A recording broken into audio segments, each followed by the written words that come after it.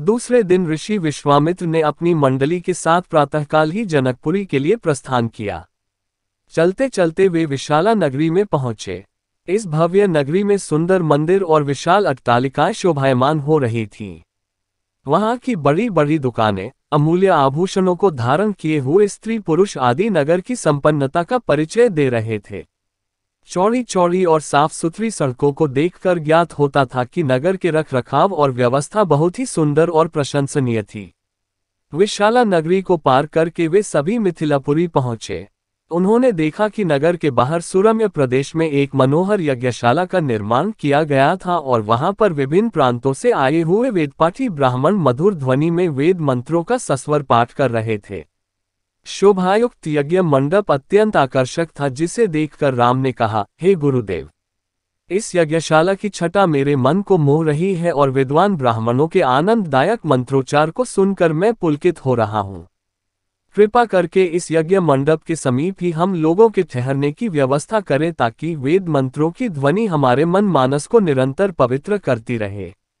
जब राजा जनक को सूचना मिली कि ऋषि विश्वामित्र अपनी शिष्यों तथा अन्य ऋषि मुनियों के साथ जनकपुरी में पधारे हैं तो उनके दर्शन के लिए वे राजपुरोहित शतानंद को लेकर यज्ञशाला पहुंचे। पाद्य अर्घ्य आदि से विश्वामित्र जी का पूजन करके राजा जनक बोले, हे महर्षि, आपने यहाँ पधारकर और दर्शन देकर हम लोगों को कृतार्थ कर दिया है। आपकी चरणधूलि से यह मिथिला नगरी पवित्र हो गई है। फिर राम और लक्ष्मण की ओर देखकर बोले, हे मुनिवर, आपके साथ ये परम तेजस्वी सिंह शावक जैसे अनुपम सौंदर्यशाली दोनों कुमार कौन है? इनकी वीरतापूर्ण आकृति देखकर प्रतीत होता है मानो ये किसी राजकुल के दीपक हैं।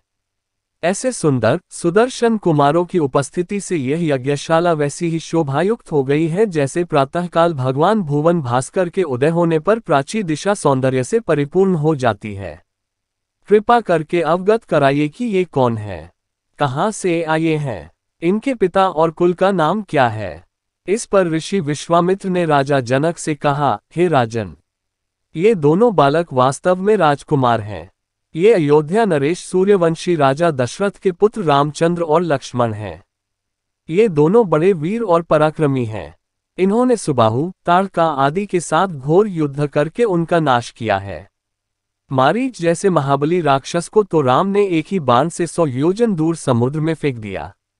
अपने यज्ञ की रक्षा के लिए मैं इन्हें अयोध्यापति राजा दशरथ से मांगकर लाया था। मैंने इन्हें नाना प्रकार के अस्त्र शस्त्रों की शिक्षा प्रदान की है। इनके प्रयत्नों से मेरा यज्ञ निर्विघ्न तथा सफलतापूर्वक संपन्न हो गया। अपने सद्व्यवहार, विनम्रता एवं सौहार्द से इन्होंने आश्रम में रहने वाले समस्त ऋषि मुनियों का मन मोह लिया है।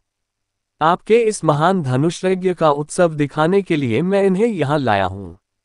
इस वृतांत को सुनकर राजा जनक बहुत प्रसन्न हुए और उन सबके ठहरने के लिए यथोचित व्यवस्था कर दिया।